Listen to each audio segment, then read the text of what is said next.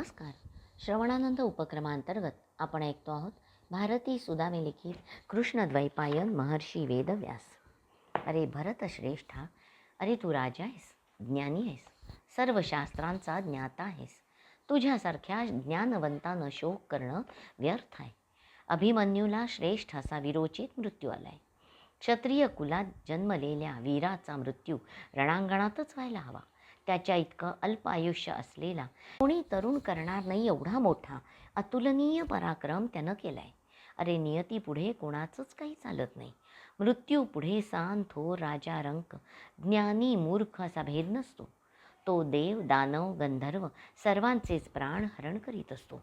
पितामह, हा मृत्यू नेमका आहे कोण? दिसतो तरी कसा? युद्धाच्या प्रथम क्षणापासून मी बघतोय. कितीतरी सामर्थ्यवान पुरुष, पृथ्वीपती, शौर्यानं तपस्सामर्थ्यानं संपन्न असलेले वीर, त्यांच्याशी तुल्यबल असलेल्यांकडूनच मारले गेलेत. यांना मारणारा मृत्यू नावाचा तिसरा कोणी मला दिसला नाही. आता ते वीर हालचाल न करता निश्चित पडू नये, त्यांना म्हणून मृत म्हणायचं? मृत्यू हा शब्द तरी आला कुठून? वत्सा, मृत्यू ही देवता आहे. त्यासंबंधी एक कथा आहे, ती मी तुला कथन करतो. तू मनापासून श्रवण कर, तुझा शोक नष्ट होईल.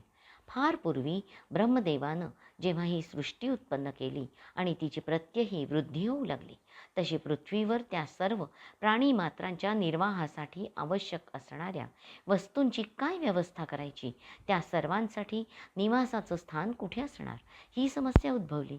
सगळा गोंधळ निर्माण झाला. या गोष्टीचा यापूर्वी विचार आणि व्यवस्था व्हायला हवी होती, ते केलं गेलं नाही, म्हणून ब्रह्मदेवाला स्वतःचाच क्रोध झाला. त्या क्रोधाग्नीत त्यानं संपूर्ण सृष्टी जाळून टाकायला सुरुवात केली. सगळी स्थिर चर सृष्टी दग्ध होऊ लागली. महादेवानं त्यांची गाठ घेऊन त्यांचा क्रोध शांत केला. सृष्टीचा क्रमाक्रमानं विनाश होईल अशी काहीतरी व्यवस्था करा, अशी विनंती केली. प्रत्येक वेळी संपूर्ण सृष्टी पूर्णपणे नष्ट होऊन पुन्हा निर्माण होणं असं होत राहिलं तर त्यामध्ये कशाच्याच विकासाला अवसर राहणार नाही. मानवाची संस्कृती निर्माण होणार नाही, स्वतःचं उन्नयन मानव करू शकणार नाही. ब्रह्मदेवाला पटलं. तेव्हापासून मृत्यू नावाची देवता निर्माण झाली. त्या देवतेनं कोणाचेही प्राणहरण करायला नकार दिला. तसंच मृत व्यक्तीच्या आप्ताचा विलाप सहन करू शकत नाही असंही म्हटलं. तेव्हा स्वतः मानवाचं वर्तन, निसर्गाचा प्रकोप, विविध व्याधी त्याचे प्राणहरण करण्याचं कार्य करतील आणि त्यासाठी अशा व्यक्ती स्वतःच तुझी आराधना करतील. अत्यंत प्रिय आप्त समक्ष नसेल तेव्हाच त्यांचे प्राणहरण होतील, असाही या देवतेला वर मिळाला. मानवाला देखील मृत्यूचं वरदान मिळून त्याच्या दुःखापासून, शोकापासून, संकटापासून मुक्ती झाली. अशा प्रकारे मृत्यूची उत्पत्ती झाली.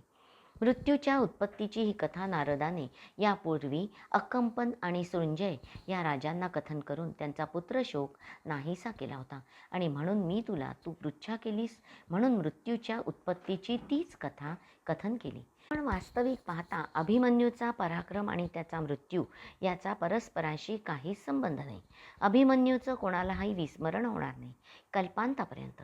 एका पाठोपाठ एक अशा अनेक महान वीरांशी धैर्यानं युद्ध केलंय त्यानं. केसरीचा छावा शोभला तो रणांगणावर. शत्रूनही प्रशंसा केली त्याच्या पराक्रमाची. हे सगळं उमजता येतात, पण त्याच्या मृत्यूचं विस्मरण तर होत नाही ना. तो परत तर येणार नाहीच ना. राजा, ब्रह्मचर्य पालनानं, बुद्धीनं, विद्येनं यज्ञ करून मानव ज्या स्थानी जाऊन पोचतात त्या अनश्वर लोकात अभिमन्यू पोचलाय. पुण्यप्रद कर्म करून मानव नेहमी स्वर्गात जाण्याची इच्छा करतो, पण तिथे वास्तव्य करणाऱ्याला कधीही इहलोकात परतायची इच्छा होत नाही. तेव्हा युद्धात मृत्यू पावलेल्या आणि स्वर्गात गेलेल्या अर्जुनाच्या पुत्राला या पृथ्वीवर आणणं शक्य नाही. ज्ञानी मनुष्यानं शोकाचा त्याग करून श्रेयाच्या प्राप्तीसाठी प्रयत्न करावा. हे सर्व जाणून तू शोक करू नकोस. आता मी निघतो, तुम्ही परस्परांना शांत करा, असे म्हणून आपलं कर्तव्य पूर्ण करून व्यास तिथून निघाले. नियम कधी विस्मृतीत गेले आहेत.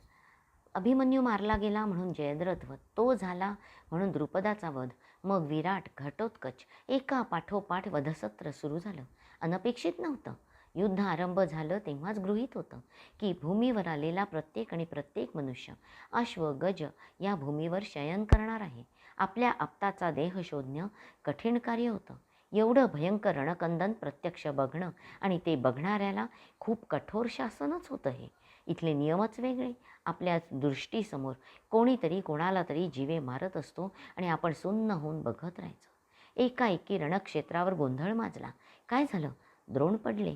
साक्षात शस्त्रास्त्रांचा मृत्यू झाला, तोही कपटानं.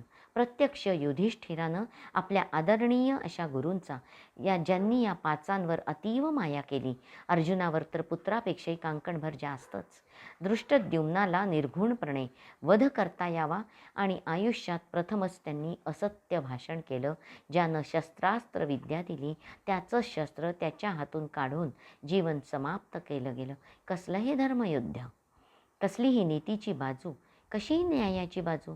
युद्धात विजय प्राप्त करायचा असेल तर असं करावंच लागतं.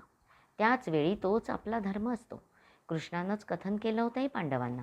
जेव्हा समष्टीचा विचार करायचा असतो तेव्हा व्यक्तिगत संबंध विचारात घ्यायचे नसतात, ते विस्मरणात ढकलून द्यायचे असतात. पित्याच्या अशा दुर्दैवी मृत्यूनं अस्वस्थ झाला होता अश्वत्थामा. त्यातही त्याच्या नावाचा उपयोग करून पित्याशी असत्य भाषण केलं गेलं होतं. त्याला ठाऊक होतं ते की त्याचा पिता त्याच्या मृत्यूच्या वार्तेनं विचलित झाला नव्हता. कारण आधीच्याच दिवशी त्यांनी पुत्राला म्हटलं होतं, दुर्योधन राजा आहे, त्याच्या रक्षणासाठी आपण उतरलो आहोत. त्याचं रक्षण करणं हे आपलं कर्तव्य आहे. त्यासाठी मृत्यू पत्करावा लागला तरी चालेल. ज्यानं पुत्राच्या मनाची सिद्धता करवून घेतली होती तो त्याच्या मृत्यूच्या वार्तेनं विचलित का होईल? विचलित होण्याला कारण होतं. त्याच्या प्रिय शिष्यांना त्यांचा मृत्यू हवा होता. पुत्राच्या मृत्यूच्या वार्तेनं विचलित झालो हे असं भास होऊन त्यांना तो सहजी देऊ शकत होते, त्यांनी तो दिला. प्रिय शिष्यांसाठी एवढा तर त्याग करायलाच हवा होता. अस्वस्थ अश्वत्थामा अर्जुनावर आक्रमण करून गेला.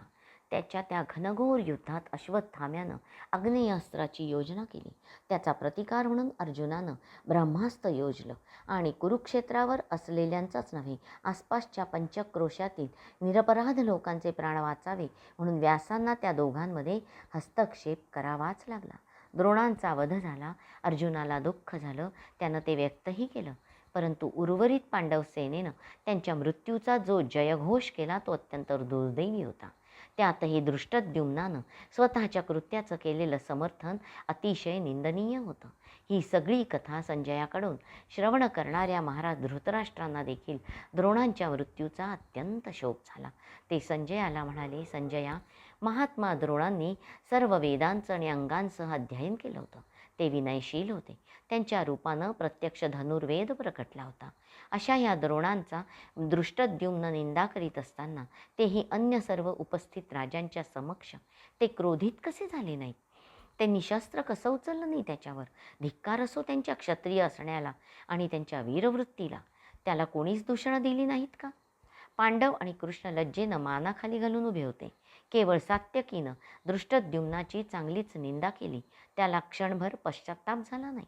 उलट दृष्टद्युम्नानं प्रत्युत्तर केलं, माझं कसं योग्य आहे आणि द्रोण कसे जन्मभर अधर्म करीत होते हेच प्रतिपादन करायचा प्रयास केला.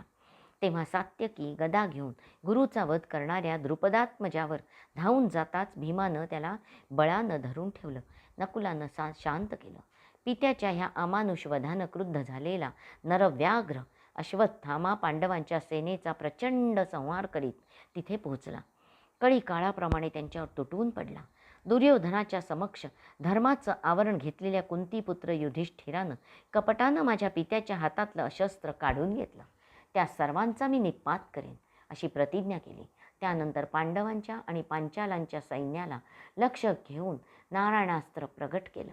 संजयानं महाराज धृतराष्ट्रांना कथन केलं.